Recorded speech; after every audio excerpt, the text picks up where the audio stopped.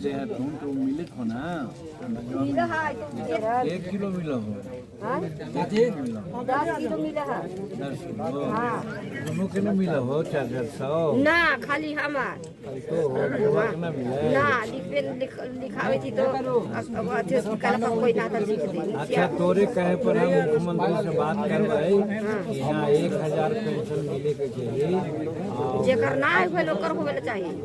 और घर द्वार में जमीन अपन हो ना जंगल लोगन रही की जंगल के हो। हां जी काले को बोलू हम जे चोरी कर कितना दिन से में रहता हूँ बहुत दिन से हाँ तो मकान बने जमीन में लिखे हो ठीक है इनका नाम लिख ले मुझे नाम लिखला नाम बता तो ये हैं जीतन राम मांझी जो केंद्र में मंत्री हैं। अपने जनता की बात सुनिए और फैसला ऑन द स्पॉट, काम तुरंत होगा। जीतन राम मांझी जो डुमरिया इमामगंज के विधायक रह चुके हैं, आज केंद्रीय मंत्री हैं और अपने क्षेत्र में जो खाली सीट रह गई थी उसकी पूर्ति हो रही है। बिहार में उपचुनाव हो रहा है तो आज जीतन राम मांझी अपने उस क्षेत्र में आए हैं जो डुमरिया थाना के भंगिया पंचायत के केवला गांव है, जहां पे आज जीतन राम मांझी आए। अब देखना ये होगा कि जीतन राम मांझी का वर्चस्व यहाँ काफी अच्छा रहा था। पहली बार आए तो उनको ज्यादा अंतर से जीत मिली, उसके बाद थोड़ा कम हुआ, लेकिन अब एक लोकल प्रत्याशी दे देने के कारण आरजेडी से और एक जन स्वराज पार्टी थोड़ी दिक्कत हो रही है, लेकिन यहाँ के जनता का कहना है कि जीतन राम मांझी ही यहाँ जीतेंगे। और जीतन राम मांझी जी का साफ साफ कहना है कि मैं केंद्र का मंत्री हूँ, मेरा बेटा राज्य का मंत्री है, तो इस क्षेत्र का विकास कौन करेगा। और इसमें थोड़ी बहुत सच्चाई है, या जनता कह सकती है इसमें सच्चाई है।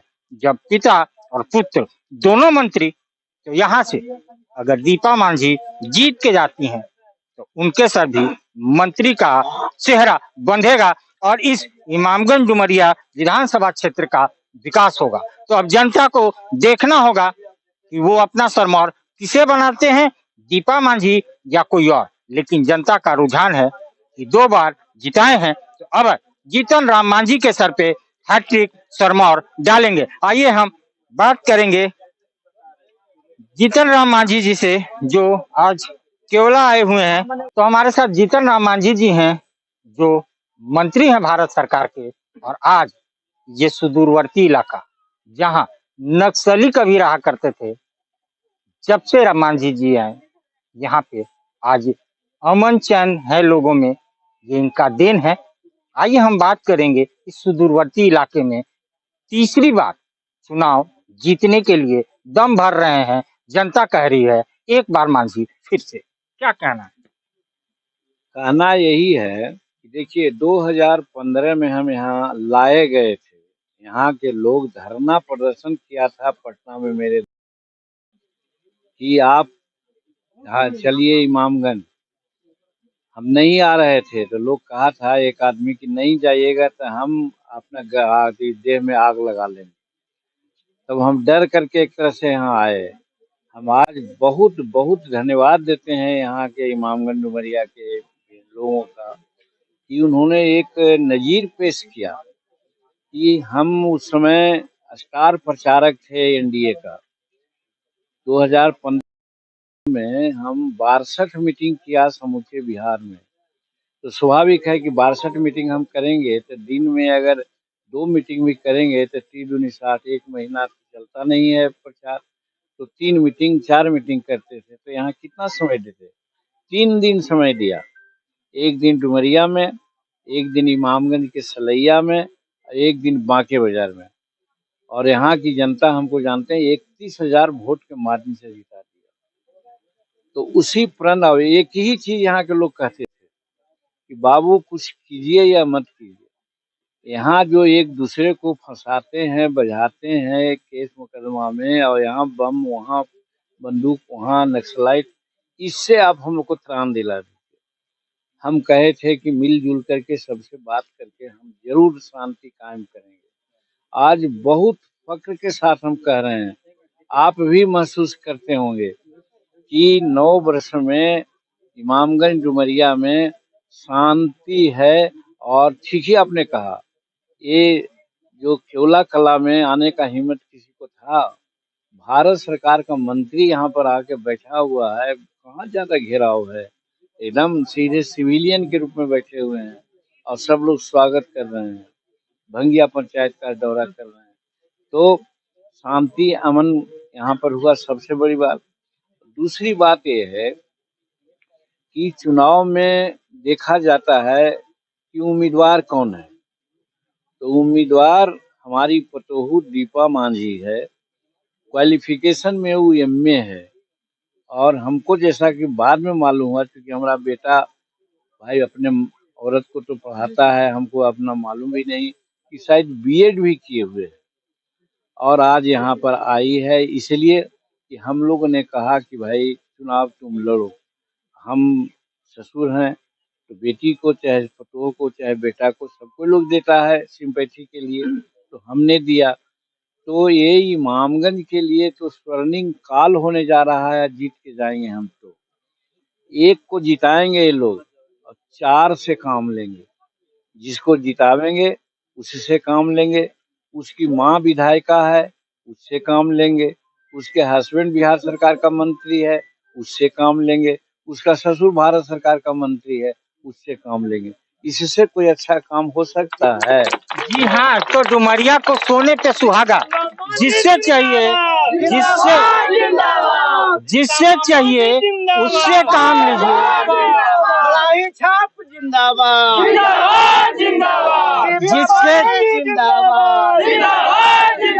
जिससे चाहिए उससे काम लीजिए। 4-4 मंत्री जब घर में होंगे और यहाँ से दीपा मांझी जीत के जाएंगी तो उनके भी सर पे मंत्री का ताज जड़ेगा। तो डुमरिया का जो आज इन 10 सालों में हुआ है वो अगले 5 सालों की जो सूर शकल और सीरत होगी वो बदलने वाली होगी। लोकल प्रत्याशी यहाँ के कितनी दिक्कत हो रही है। देखिए, हम प्रत्याशी के बारे में व्यक्तिगत कुछ नहीं बोलते हैं, इसलिए कि सबकी अपनी अपनी इच्छा आकांक्षाएं होती है। लेकिन एक बात जरूर करते हैं, हम जब 1980 में चुनाव जीत के गए थे तो 4 साल तक हमको पता ही नहीं चलता था कि हम क्या करें। विधानसभा में देखते रहते थे। दूसरा टर्म हम जीते तब हम काम शुरू किया। तो वैसे ही जो नया प्रत्याशी कोई भी होगा उसको 1 साल का तो टेन्योरे है, 1 साल में तो उसको दरवाजे देखने में लग जाएगा, तो विकास क्या करेगा। लेकिन मांझी जी वो समझ लिया, लेकिन आपको मुख्यमंत्री जब बनाया गया तो इतने अच्छे अच्छे फैसले आपने लिए, पुलिस वाले की सैलरी बढ़ा दी और बहुत सारे ऐसे अनगिनत काम किए। देखिए, हम यहाँ पर पेशा के लिए पेशेवर के रूप में राजनीति करने नहीं आए, हम समाज सेवा के रूप में कार्य करने आए थे। अगर ये आप पूछते हैं, छेड़ते हैं, तो हम बता देते हैं कि हमको ये प्रेरणा कहाँ से मिली। हम किसी मालिक की गोरखियाई करते थे, खाना मिलता था तो दरवाजा पर नहीं खाते थे, गौशाला में खाते थे, क्योंकि यही विडम्बना है। तो गौशाला में खाते थे तो जानवर वहाँ होता था, बैल होता था, वो बैठ के कौड़ी करता था। हम सोचे कि देखिए दिन भर काम करता है, आज कौड़ी कर रहा है, कल भी जाएगा काम करेगा, मर जाएगा तो कोई नहीं जानेगा। तो हम इंसान के बच्चे हैं, भगवान सुनते हैं कि बल बहुत भाग मानुष तन पावा, ऐसी स्थिति है। अगर हम यही करते करते मर जाएंगे तो क्या होगा, इसलिए हमको समाज सेवा करना चाहिए। तो हम समाज सेवा में आए और भगवान की कृपा से, जनता के आशीर्वाद से हम आज 44 साल से हैं और हर तरह के जो ऊंची ऊंचाइयां है अपने आप मिलते जाता है। आखिरी सवाल, हाँ इतनी एनर्जी हाँ आज के डेट में बच्चे और नौजवान थक जाए मांझी जी के साथ चलने में, ये कहाँ से आती है? इसका राज इसका राज है जनता का आशीर्वाद। सभी जनता, जब हम बीमार पड़े थे कोरोना में तो सैकड़ों का हजारों लोगों की प्रार्थनाएं होती थी, हे भगवान उनको बचा दीजिए। और सही है कि उनके प्रार्थना ही ने हमको बचाया, नहीं तो हमारे सामने वो सर्जन मेजर थे, हमसे कम उनका ये था। हमको तो ऑक्सीजन चलाया था 80 और 85 पर, उनका ऑक्सीजन था 95 पर और वो चले गए। और हम बच गए। तो हम तो यही जानते हैं कि जनता का आशीर्वाद मिला है। और हम यहाँ पर थोड़ा आपको कहते हैं आध्यात्मिक बात, बाइबिल में भी कहा है, हमारे धर्म ग्रंथों में भी है कि जब मनुष्य जन्म लेता है तो भगवान उसी को प्यार करता है जिसको अपना भगवान बनाए हैं। तो हम मनुष्य हैं, हमको बनाए हैं, तो और जीव को जो बनाए हैं भगवान, उसको अगर प्यार करते हैं, उसको सहायता देते हैं, तो भगवान उसको मदद करते हैं। हम यही सीखा है। हम दुश्मन को भी आज तक कोई अनिष्ट नहीं किया है। तो इसीलिए हमको विश्वास है कि उनकी वो प्रेरणा है। और भगवान एक चींटी को भी भेजते हैं तो उनका एक उद्देश्य रहता है। तो हम तो मनुष्य हैं, जब तक उनको हमसे काम लेना होगा, एनर्जी अपने देते रहेंगे वो। देवतुल्य बस जनता डुमरिया इमामगंज की जनता से क्या अनुरोध करना हम तो यही अनुरोध करना चाहते हैं कि जिस तरह से प्यार मोहब्बत हमको आपने दिया है और हम में जो शक्ति रही है लगाया है आपके विकास में, और वो दिख भी रहा है। और आज भारत सरकार के हम मंत्री हैं। हम यही समझते हैं, जैसे अभी हाल में एक नई योजना आप लोगों को पता होगा कि 426 करोड़ रुपया सैंक्शन हो गया है गया से डाल्टनगंज भाया इमामगंज डुमरिया रेलवे। तो इसी प्रकार से और बृहत बृहत योजनाएं जो गया और मगध के लिए हो सकेगा वो मैं करूंगा। इसीलिए डुमरिया के जनता से मैं कहता हूं कि आप मगध के विकास में, अपना विकास में हमको साथ दें। आप वहां बैठे हुए हैं जहां पे आपने एक पुल पास कराया, जहां पे पिछले बार पुल नहीं तो वोट नहीं। कब तक, क्योंकि आपको ये पता है। देखिए, उसमें कहीं कोई आचार संहिता बाधा नहीं है। उसका एस्टीमेट बन गया है, 3 करोड़ रुपया का हो गया है, सैंक्शन हो गया है। हो सकता है कि देखिए, एक इलेक्शन, एक एक देश एक इलेक्शन की बात चल रही है। इसीलिए हम लोग करते हैं, ये जो आचार संहिता में विकास बाधा होता है, इसीलिए चुनाव एक बार होना चाहिए। इसमें हमारी पार्टी और नरेंद्र भाई मोदी जी इसके लिए प्रयास कर रहे हैं। तो वही कारण वहाँ हो सकता है कि अब तो सब मशीनरी इलेक्शन में लग गया। तो वैसी परिस्थिति में थोड़ा डिले हो रहा है। निश्चित में जब पारित हो गया है, टेंडर फाइनल होने वाला है, एक एस्टीमेट बन करके सैंक्शन हो गया 3 करोड़ रुपया, तो हम समझते हैं वो सिर्फ वक्त की बात मतलब जो हमसे वादा किया था कि अपने टेन्योर में मैं इसे पूरा करूंगा तो हो है। जाएगा। निश्चित हम वादा नहीं करते हैं, हम आश्वासन नहीं देते हैं, हम कहते हैं हम प्रयास करेंगे। तो हम प्रयास करके आज यहाँ 24 पुल बनाया है। 4 पुल और ये में है, पाइपलाइन में, जैसे फुलवरिया का पुल, और ये कहाँ है जी, जुआवार का पुल, ये सब पाइप, रजवलिया का पुल, ये सब पाइपलाइन में। तो ये रजबलिया से जो 10 किलोमीटर घूमना पड़ता था आप लोग को, वो भी पुल सैंक्शन हो गया है जीतन राम मांझी की तरफ से। और मेरा ये राय है कि जब पूरा परिवार मंत्री होगा तो काम तो अफसर झक मार के करेगा। तो दिमाग आपको लगाना है कि वोट कहाँ देना है। क्या नाम है? मन पसमान कहाँ घर है? केला कला। अभी जीतन राम मांझी आए थे, ठीक है सर। कहाँ वोट कहाँ जाए थे? उनके मिलगा कौन हो गया? जीतन राम मांझी। हाँ। कौन सा छाप है? अच्छा पता है, तो हमको पता छाप है सबका। कोई आज तो आया है, तो आज पता पहले वोट और आज कह रहा है, आज खा रहा है, कोई पता है आज कह रहा है, जो है आज कर रहे हैं, आज कर रहे हैं, आज बोल रहे हैं, आज बोल रहे हैं। चलिए आइए, कुछ और लोग हैं जिनसे हम बात करेंगे। क्या हाल चाल है, कैसे? आइए, कुछ सामाजिक लोग हैं जो केवला में अपना वर्चस्व रखते हैं, समाज के लिए लड़ते हैं। आज जीतन राम मांझी यहाँ आए थे, हम इनसे बात करेंगे। क्या क्या पार्टी चेंज है या पिछले जिसे जिताया था वही लोग? हम लोग को तो सर आज तक एनडीए में वोट दिए हैं मोदी जी के चलते, लेकिन मांझी जी से हम लोग का प्रश्न पूरे गांव लगा था क्या चुनाव 10 साल हम लोग जिताए उनको। 10 साल के बाद कोई पंचायत में, कोई गांव में कार्यकर्ता का नाम नहीं जानते थे, इसलिए हम लोग उनको से नरुष्ट थे। इसीलिए नरुष्टि के कारण यहाँ आए केवला। कम से कम ये हम लोग इतना संतुष्ट हुआ ना कि हम लोग भंगिया पंचायत में कभी कोई मंत्री नहीं आए थे, तो आज आए पहुंचे, इसलिए खुश है। और दूसरा बात, थोड़ा सा रोड फोड आल दल करवा दिए हैं, सब तो विकास तो हो ही रहा है। मतलब अब वोट में कोई दिक्कत नहीं है ना? दिक्कत तो मांझी जी कह के गए हमारे बेटो मंत्री, हम हूँ मंत्री, जे विधायक बने थे ओकर मइयो मंत्री और जे बनते ही हो मंत्री। हम लोग तो वोट देवे करेंगे, लेकिन थोड़ा सा इसमें जो है कि आपका कि जैसे परिवार बात के तहत जो नहीं होता है कि जैसे मान लीजिए हम ही मंत्री हैं, हमारा बेटा भी है, हमारा पुतवा भी हो जाए, हमारा दामाद भी हो जाए, इसको चलते जो है कि थोड़ा सा आपका जनता जो है थोड़ा सा नाराजगी है जनता में। लेकिन हम लोग तो शुरू से एनडीए में तो हम लोग है ही है। बाकी तो ये मोदी भक्त हैं और मोदी जी के नाम पे वोट तो देंगे ही देंगे, बाकी परिवारवाद के नाम पे थोड़ी सी नाराजगी है। क्या कहना चाह रहे हैं? वही यही कहे, वही हम कह रहे हैं कि मतलब विकास विकास हुआ है मांझी जी के आने के बाद, कुछ फर्क पड़ा है?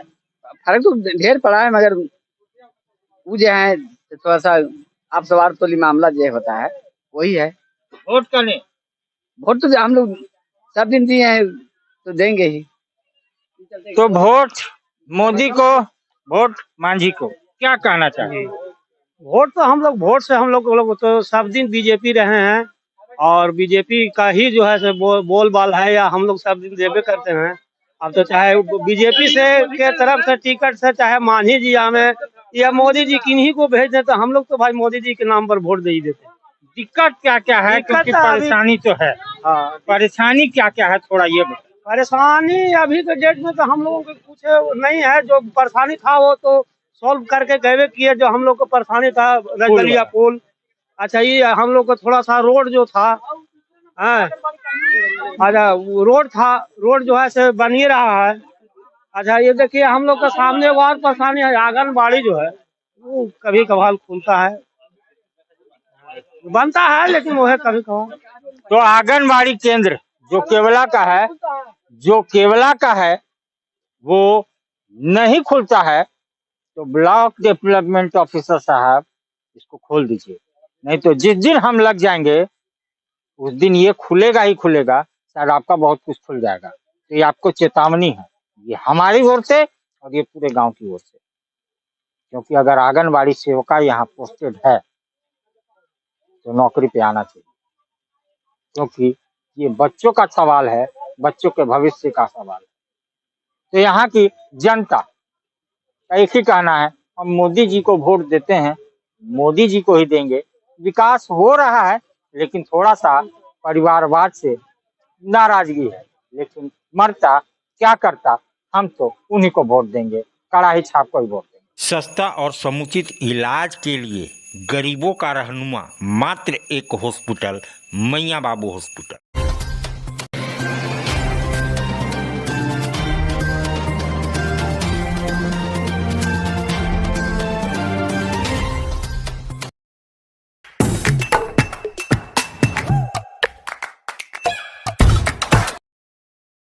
आज आप दिल्ली दरबार आए हैं। दिल्ली दरबार अपने आप में पूरे डाल्टनगंज को समेटने के लिए तैयार है, क्योंकि गांधी उद्यान पार्क में दिल्ली दरबार जब से आया है रौनक बढ़ गई है।